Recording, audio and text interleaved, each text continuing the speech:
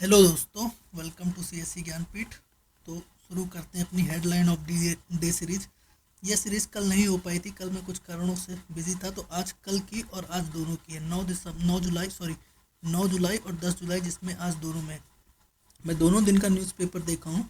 इस समय बहुत ज़्यादा ऐसी खास न्यूज़ नहीं चल रही है जो बहुत ही स्पेसिफिक हो। जियो पॉलिटिक्स में वही चल रहा है, अमेरिका वाला मामला, और ब्राज़ील के हैं प्रधानमंत्री, तो वो चर्चा चल रही है। और 5 देशों की यात्रा थी, तो वो यात्रा कंप्लीट हो चुकी है प्रधानमंत्री की। जो मैंने पहले से चर्चा कर रहा हूँ वही सब चल रहा है। तो वो देखते हैं, अभी आगे कुछ चीज़ें हैं, कुछ अपडेट्स हैं, वो अभी देखते हैं। अभी आप पूरा लेक्चर इसको करेंगे तो चीज़ें समझ आ जाएंगी। जो भी थोड़ा बहुत अपडेट चल रहे हैं वो यहाँ पे मिल जाएंगे। बाकी ऐसी कोई बड़ी विशेष घटनाएं अभी नहीं चल रही हैं, खासकर यूपीएससी पॉइंट से। अगर वैसे देखा जाए नॉर्मली जानकारी के उद्देश्य, तब तो बहुत सारी घटनाएं चल रही हैं। जैसे हिमाचल और प्रदेश में बाढ़ चल रही है, और बहुत सारी चीज़ें चल रही हैं जो जनरल अवेयरनेस के लिए पता होनी चाहिए। अगर यूपीएससी पॉइंट से देखा जाए तो उतनी सारी घटनाएं नहीं हैं। और अभी जैसे कल कल कल ही एक पुल टूटा है गुजरात में, तो वो एक घटना है जिसमें कई लोगों की मृत्यु हो गई, वो एक दुखद कांड है। तो वैसे कई घटनाएं हैं, लेकिन यूपीएससी के पॉइंट से थोड़ा कम है। तो स्टार्ट करते हैं अपना headline of the day series. इसके लिए पहले मैं बता दूं कि पीडीएफ के लिए टेलीग्राम ज्वाइन कर लीजिएगा। पीडीएफ यहाँ पे मिल जाएगी और सारे अपडेट्स भी यहाँ पे मिल जाएंगे। तो इसे स्कैन करके या फिर ये डायरेक्ट सर्च कर सकते हैं, ज्ञानपीठ@CSC. ठीक है, ये भी हो गया। अब चलते हैं अपन अपनी हेडलाइंस में।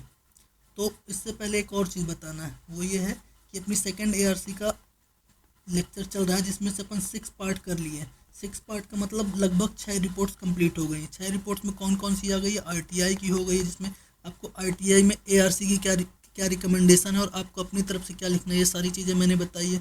और वो जो सेकेंड एआरसी का पार्ट है, उसमें हमने एआरसी की समरी तो की ही है, लेकिन उसके साथ आंसर की फॉर्मेटिंग कैसी करनी है उसमें वो भी किया है। तो अगर वो उसे कंप्लीट नहीं किया है तो एक बार कंप्लीट कर लीजिए। 1.5x में कर लीजिएगा, लेकिन एक बार कर लीजिए। ठीक है, तो उसको देख लीजिएगा आप। उसमें हाँ ये बता रहा था कि पहली रिपोर्ट कर ली आरटीआई के ऊपर, अभी परसों हमने ई गवर्नेंस के ऊपर भी कर ली है जो मेजर है, और पब्लिक ऑर्डर के ऊपर भी कर लिया है, और क्या था, एथिक्स इन गवर्नेंस के ऊपर भी कर ली है। सारी मेजर रिपोर्ट्स हैं। अभी 2 रिपोर्ट्स और करनी है हमें। जो एक होगी सिटीजन सेंट्रिक, मतलब नागरिक केंद्रित शासन, वो काफ़ी इंपॉर्टेंट रिपोर्ट है, तो वो आज या फिर कल करेंगे, तो उसे कर लीजिएगा। अब शुरू करते हैं अपनी हेडलाइन। आज और कल कल में क्या क्या था वो देखते हैं।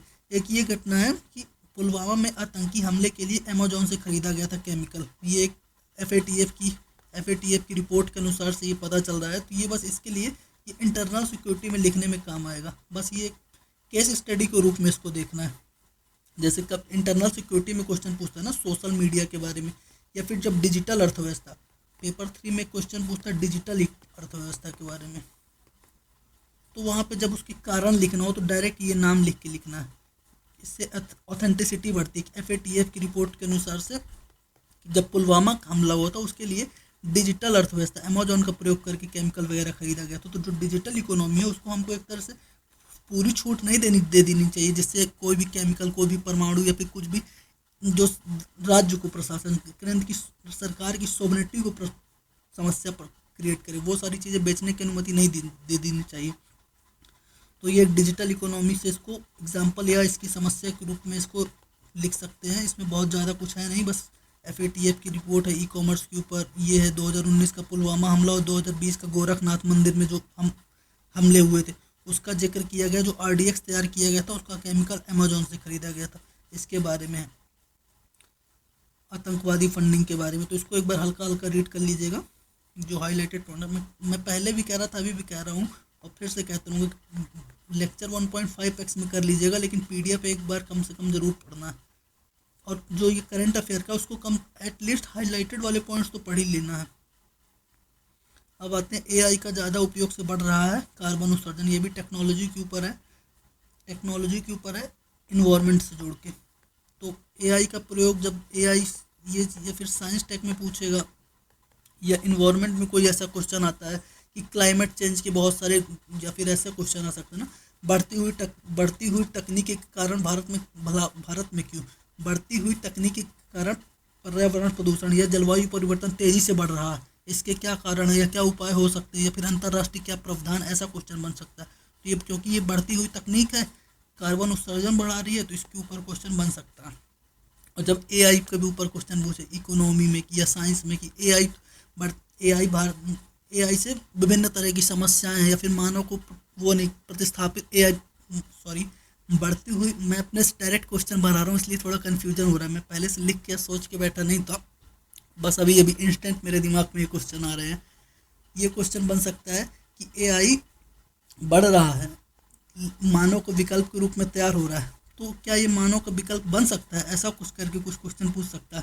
क्योंकि डायरेक्ट सीधा क्वेश्चन तो यूपीएससी पूछता नहीं, एआई क्या है, इसके इससे क्या फ़ायदे क्या नुकसान है, ऐसा तो पूछेगा नहीं। तो उस चीज़ों में ये सब काम आएगा कि मानव का विकल्प बन सकता है कि नहीं। तो आप बोलेंगे मानव का विकल्प कैसे बन सकता है, पहले इसके उपाय तो मतलब बताएंगे तो हाँ कि ये इसमें अच्छा, इसमें अच्छा, इसमें अच्छा, ये काम अच्छा अच्छा कर रहा है, लेकिन फिर भी मानव का विकल्प कैसे बन सकता है। अल्टीमेटली एआई को बनाया तो ह्यूमन नहीं है ना, और फिर ह्यूमन जब काम करता है तो कार्बन उत्सर्जन नहीं करता है, मतलब थोड़ी बहुत सांस लेने में जो हमने कार्बन डाइऑक्साइड निकाला वो ठीक है, लेकिन उतना नहीं करता। एआई में तो सीधे से जब हम एक क्वेश्चन पूछते हैं तो काफ़ी ज़्यादा एनर्जी, ये देखिए यहाँ पे भी लिखा है, उसके डेटा लिखे हैं, काफ़ी ज़्यादा इन्वायरमेंट को लॉस करता है। क्यों लॉस करता है, क्योंकि इसको इसको इसमें काफ़ी ज़्यादा बिजली लगती है, और बिजली कैसे बनती है, कोयले से अभी फ़िलहाल तो। जिस दिन ग्रीन एनर्जी की तरफ बढ़ेंगे तो फिर एआई पर्यावरण को क्षति कम पहुंचाएगा, लेकिन अभी तो बिजली वही का काम कर रहे हैं, डीजल जनरेटर, और ये डीजल जनरेटर के कारण कई सारी मानव को समस्याएं भी हो रही हैं। तो ये बस एक याद रखना है, इसको हाईलाइटेड वाला पॉइंट इसका पढ़ लेना है। अब आप देखते हैं एक भारतीय लोकतंत्र का डिजिटलीकरण भविष्य, ये क्वेश्चन क्यों आया है।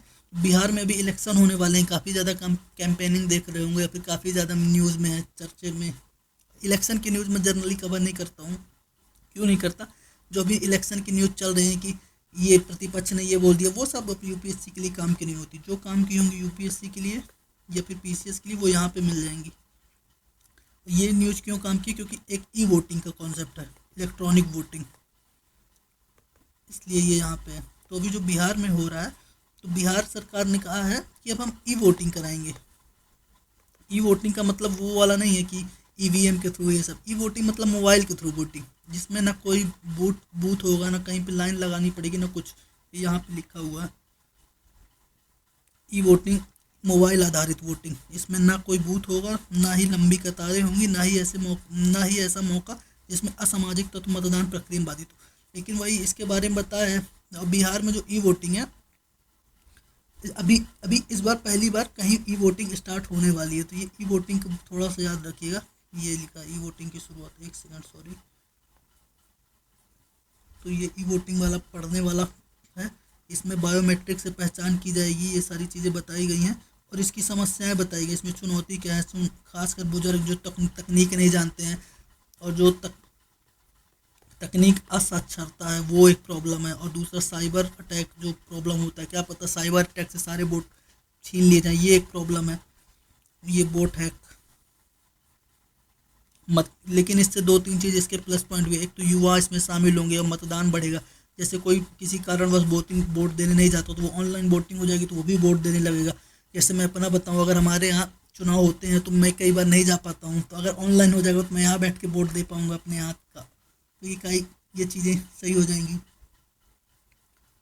और ये वोटिंग में पारदर्शिता, जो अभी कंट्रोवर्सी चल रही है चुनाव आयोग ने कहा है ना कि बिहार में जो मतदान सूची है उसको पुनः परीक्षण करेंगे, तो उसमें विपक्ष ने वो किया है, प्रतिरोध किया है, तो उसके ऊपर है कि, और जो उसके ऊपर है ये चीज़ें। और ये बात तो सही है ना कि जब वो हो रहा हो मतदान का पुनः परीक्षण, तो ये कोई गलत बात तो है नहीं। पुनः परीक्षण तो समय समय पे हर चीज़ का होना चाहिए। क्या कितने आदमी नए जुड़े, कितने आदमी का वोटिंग में नाम नहीं है, ये तो देखना होगा ना, कितने आदमियों को दो दो बार नाम जुड़ गया है।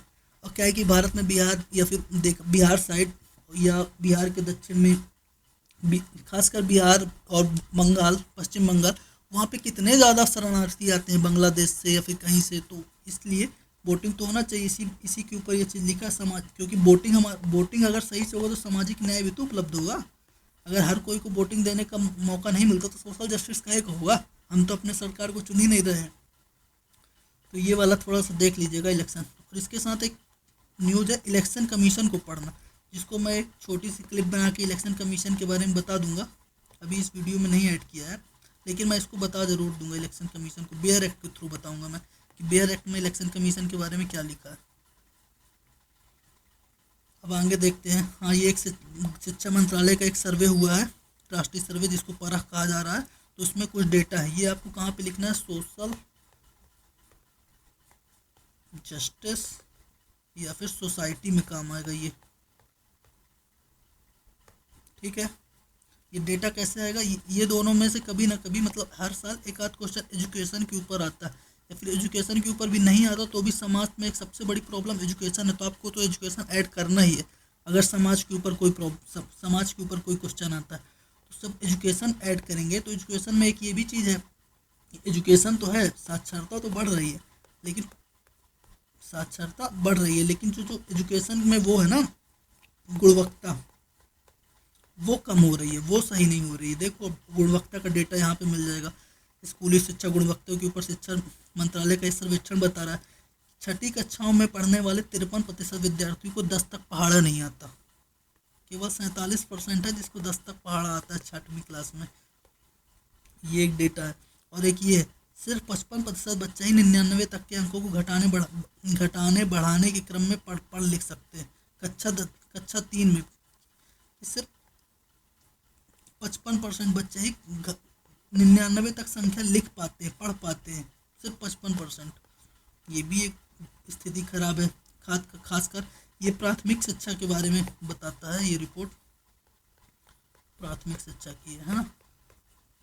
इसको आप असर रिपोर्ट के साथ भी जोड़ सकते हैं, जो एनजीओ की आती है ना, प्रथम नाम के एनजीओ की असर रिपोर्ट आती है साल में एक बार।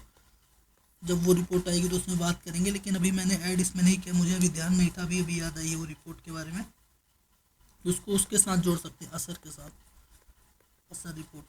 तो ये उसमें डेटा दिए गए हैं, ये परख सर्वे का ये मेन डेटा यही है, ये दो डेटा यहाँ पे लिखा है कितने कहाँ कहाँ सर्वे हुआ। 36 राज्यों में सर्वे हुआ, मतलब राज्यों और केंद्र शासित मिला के 36 में, जिसमें 781 जिलों में सर्वे हुआ और लगभग 75,000 बच्चों स्कूलों को लिया गया। ये सारी चीज़ें बताई गई हैं। ये कक्षा 3, कक्षा 6 और कक्षा 9 के बच्चों को शामिल किया गया।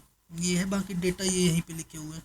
और डेटा मैंने बता भी दिया है कि 53% विद्यार्थी को पहाड़ा नहीं आता और 55% विद्यार्थी लिख नहीं पाते, 99 तक संख्या पढ़ नहीं पाते हैं कक्षा 3 के, और ये कक्षा 6 के हैं। बस ये, और ये एक सर्वे ये है जो ये किसी प्राइवेट के द्वारा हुआ है, टीम लीड एडिटक, कोई है कंपनी टीम लीड एडिटक द्वारा, कि उच्च शिक्षाओं महिलाओं की संख्या बढ़ रही है। उसने क्या किया है, 2023 से 2024 की तुलना की, जिसमें महिलाओं का नामांकन कई गुना बढ़ गया है। तो इस बेस में बता रहे हैं सर्वेक्षण में। ये एक प्राइवेट सर्वेक्षण है, गवर्नमेंट का नहीं, ये गवर्नमेंट द्वारा है, शिक्षा मंत्रालय का। तो इसमें ये बताया गया है कि ये एक लड़की है, सॉरी हाँ ये लिखा हुआ है ना, जानवी पवार, उन्होंने दिल्ली में पीएचडी कर ली सबसे कम उम्र में, 21 वर्ष में उन्होंने बताओ पीएचडी कर ली। कहाँ हम 21 वर्ष में यूपीएससी की तैयारी स्टार्ट किए थे, बट कोई ना, सबका समय अलग अलग होता है, सबकी परिस्थितियाँ अलग अलग होती है। तो इनके बारे में बता रहा है, महिलाओं शिक्षा, उच्च शिक्षा में महिलाओं की छात्राओं की संख्या बढ़ रही है। तो ये यहाँ पे डेटा कुछ दिए हुए, डेटा दिए, पुरुषों का नामांकन महज 3.6% वृद्धि हुई थी, लेकिन महिलाओं का 36%। इसका मतलब कि 2023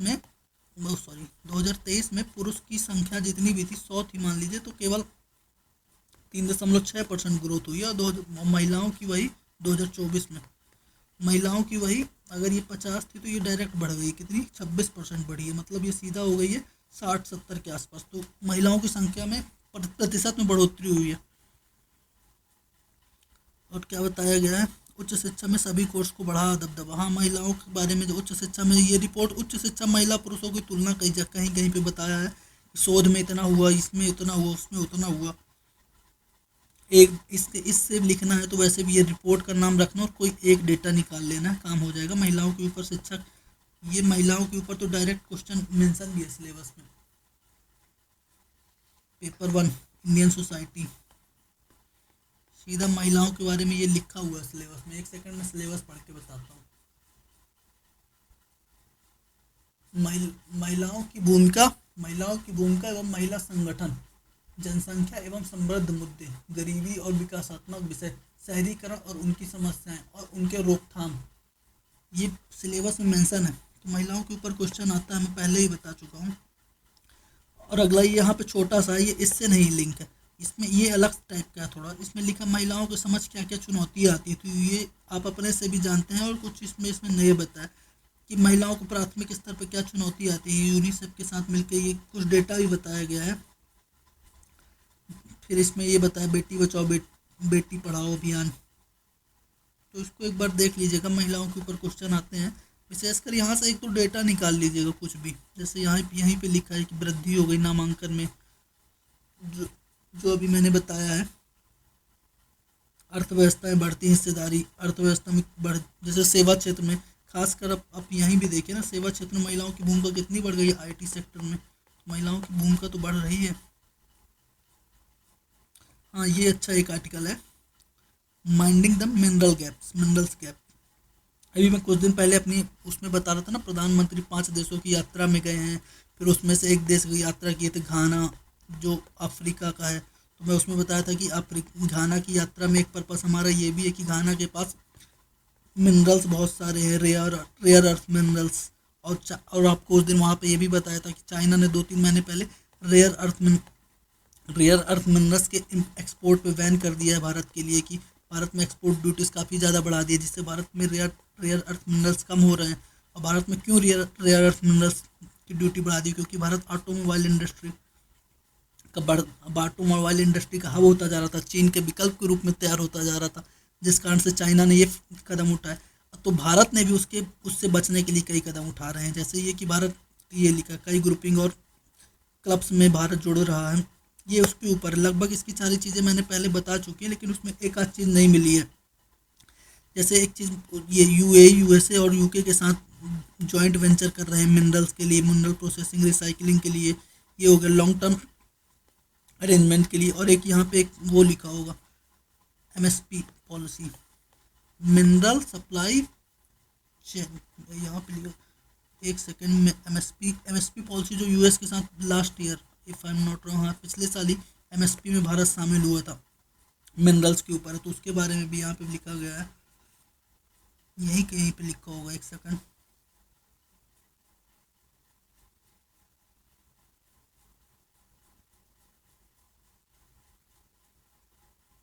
चलिए छोड़िए, एक बार देख लीजिएगा, इसमें यहाँ पे लिखा हुआ है कहीं पास मिनरल एमएसपी के बारे में। तो एमएसपी भारत और भारत एक ग्रुप है जिसमें भारत शामिल हो गया है, मिनरल सप्लाई चेन के ऊपर है। और मिनरल सप्लाई चेन के लिए भारत क्या क्या कर रही है, जैसे अभी अभी अफ्रीका के देशों में यात्रा की है, इसके पहले यूएस यूके में बात कर चुका है, यूएई वगैरह में, यूएस यूके यूएई में बात किया है। और यहाँ पर रेयर अर्थ में ये बीजिंग का, ये पहले का बताया, जो मैंने पहले बताया कि बीजिंग ने कैसे, चाइना ने हमारे ऊपर एक्सपोर्ट ड्यूटी बढ़ा दी, क्यों बढ़ा दी है, ऑटोमोबाइल का वो था। और ये जाम्बिया में एक, ये जाम्बिया ने हमारे, मतलब जाम्बिया के साथ हम बायलैटरल मिनरल पार्टनरशिप किए हैं। जाम्बिया भी मिनरल रिच कंट्री है। कहाँ का है जाम्बिया, अर्जेंटीना और जाम्बिया, ये दो, अर्जेंटीना साउथ अमेरिका और जाम्बिया अफ्रीका। और अफ्रीका के पास तो वैसे ही बहुत सारे मिनरल्स हैं। पीएम लूला मीट इंडिया अरे जो वो चल रही है ना अपने ब्रिक्स समिट,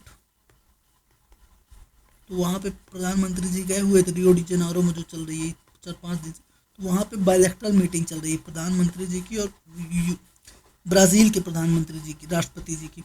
बायलैटरल मीटिंग के बारे में है, तो जो दोनों लोगों ने टेरर, मतलब आतंकवाद के खिलाफ एक साथ, वही जो मैंने उस दिन बताया था कि कई देश है जो भारत के साथ आतंकवाद में सहयोग कर रहे हैं, जिसमें से ब्राज़ील का नाम भी शामिल हो गया है। जो अभी पहलगाम में घटना हुई है, उसका भी इन्होंने काफ़ी ज़्यादा विरोध किया है।